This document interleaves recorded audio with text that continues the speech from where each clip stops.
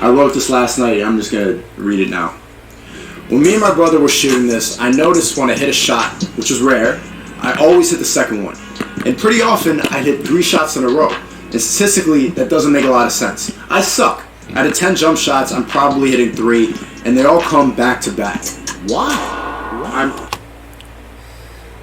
It is because of the focus, because fast you're missing, and that time you know what you are missing, not because you aim for it, but there is lacking something like a motivation. The goal is in general. So at the first try we do not know what to catch or how to aim. When you miss the target, you know what to aim the next time. So that is where the motivation comes from. Pouring sweat. I don't play basketball. I'm Asian. I'm supposed to be good at chess and ping pong. But look, I'm gonna make 3 shots, regardless. Come on, ready? I'm writing this sitting alone in a bar because I want to feel like Hemingway, but all I've written so far was the Super S. Right when I needed an ego boost, the waiter came over and recognized me, and I asked him what I should write about, even though he's carrying a tray full of glasses.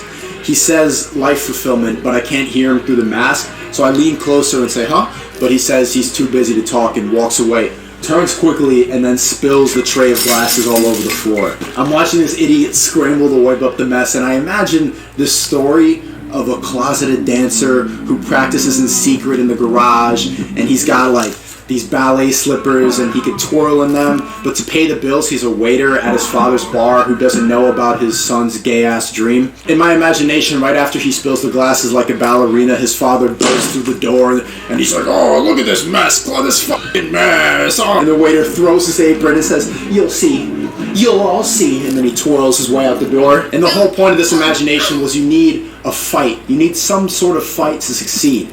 There's billions of talented dancers out there, but the ones at the opera are only there because they had something to prove. They had some homophobic Boston dad that they had to overcome. But he didn't actually drop the tray, he just had better things to do than talk about deep stuff with a YouTuber sitting alone.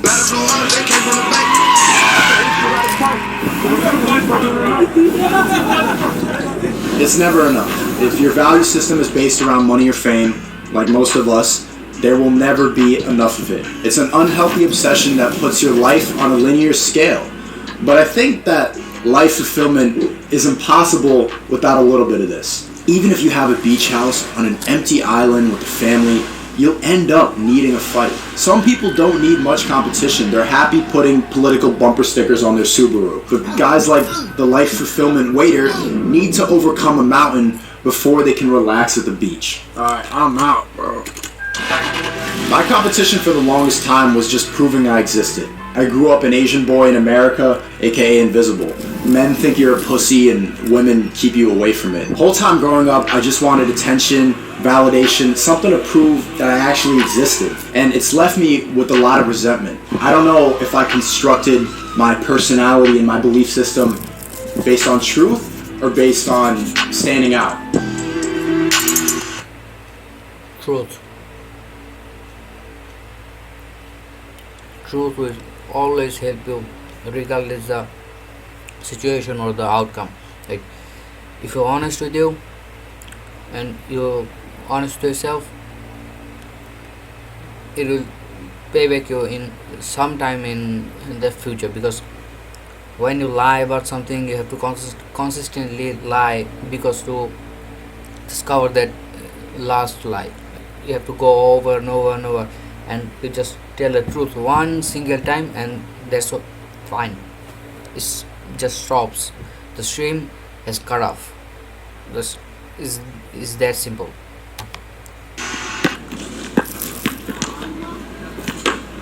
I'm going to win Andrew Schultz's editing competition. I said that publicly so many times that I have to now. Like, if I lose, you all know. Yeah, actually, a lot of you have no idea who I'm talking about. Schultz is a stand-up comedian from New York City who I first saw on Joe Rogan. I don't need a job, but since I left school, I've noticed myself getting stupid. I've been looking for some routine ever since. He said that he was looking for an editor, I applied, and then he turned the thing into a whole competition. It was narrowed down from 200 down to 10 semifinalists, and we're still waiting on the winner. We saw some amazing ones that came in so far.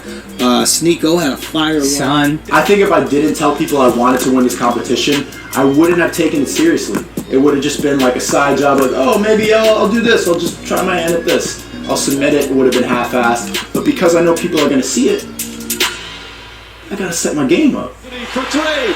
Bang! That one goes down and the game is tied.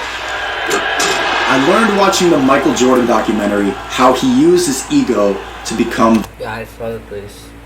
It's one of the greatest documentary about the greatest athlete of all time in like most of the sports, or if you compare to the top level of athletes, he's the one. the best. I don't even watch that kind of basketball, but I have expected many of the top players and the good players, because in NBA everyone has a class and everyone kind of plays like top level of basketball. So yeah. At any point in the season where Chicago needed a desperate win, somehow Jordan always said, I took it personal. Michael, game on the line. Who will take the last shot? Me. That's a dumb question. Me. And then the next shot is him fucking slam dunking on everybody. He's taking it personal. A writer dissed him, a player said he wasn't shit, and he put that energy into the game. He wasn't just playing basketball, he was playing for pride. Same thing when I watched the Tottenham Hotspur documentary, where Jose Mourinho stepped in halfway through the season to save Tottenham, and he needed to psychologically Yeah, him. Mourinho is one of the greatest coach of all time in football history, because it's not about his coach, it's about his ethics and motivational statics about the football and the player. Like how he manages the field is like on another level. Like Zidane, like he was a great player, now he's a great coach.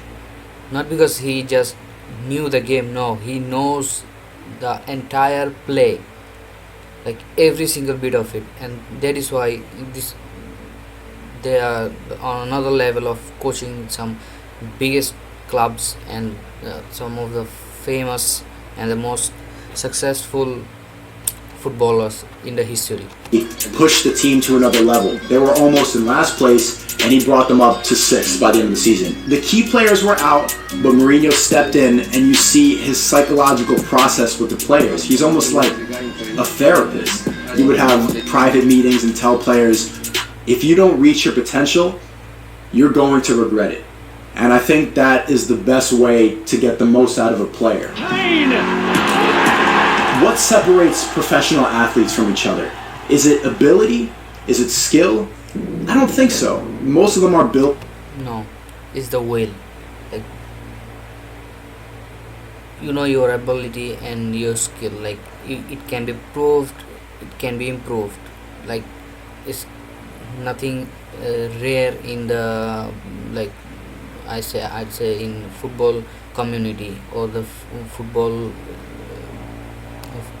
like in top leagues of the football you watch right in the moment, like everything like Barcelona, Real Madrid, in like England, like Manchester City, Manchester United, like you name it, you will see some great players, like skilled and most abilitable players in that kind of league. But that is not drives a player beyond his limit. Is the will of breaking the barriers of like your limitations. Like you limit yourself and you just finish the last version of your like ability or your skill set. Like you have to push it all the way to the end, and then recycle it and break it another time. That is how you improve. Both the same. Most of them playing football or playing whatever sport they play for the same amount of time, the same training. But what separates them is their mental capacity, is how much they believe that they're the best player, how much confidence they have when they're right in front of the net and they need to score, how much mental stamina they have. Can they sustain their talent throughout the entire season? The human ego is an underrated tool for success. A lot of players show glimpses of the same capabilities that the best players have, but they can't do it day in and day out. It's champions with mental strength who need to overcome their ego and overcome their pride and who need to prove something because somebody wronged them. Those are the players who are the best players. I'm going to win this at any competition. I'm recording this before I have, but I did win it. I'm certain of it. I'm not certain of it, but I'm certain. I'm certain of it. Yeah, I know. Does that make sense? The world is getting crazier and scarier, and I just want to completely ignore all of it. I don't want to participate in anything mob mentality anymore. I don't want to get involved in these feared campaigns. I don't want to. I'm not part of any of that. And the lights turned out right when it should. That means I should shut the fuck up. You get what I'm saying?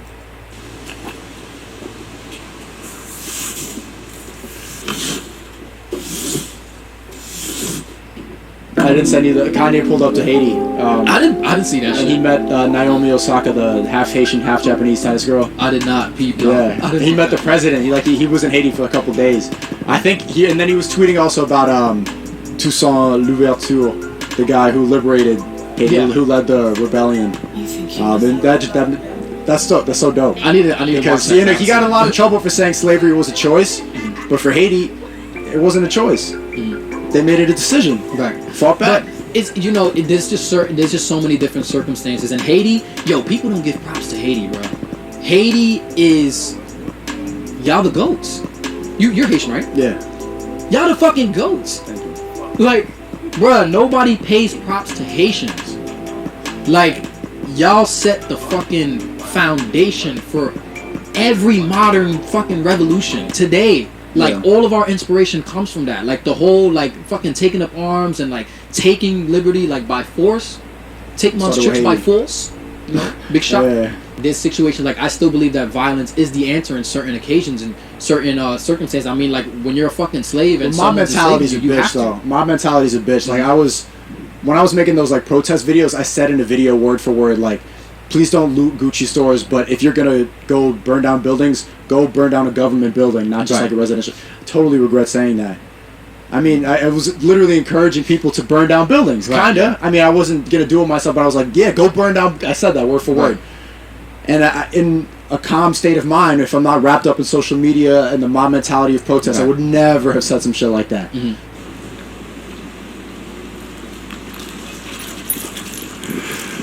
So yeah, I'm just trying to do something different every single day, and thanks Sneeko for putting this kind of content, this kind of video, and pushing others by the simple words and encouraging them to have something beautiful out of their life.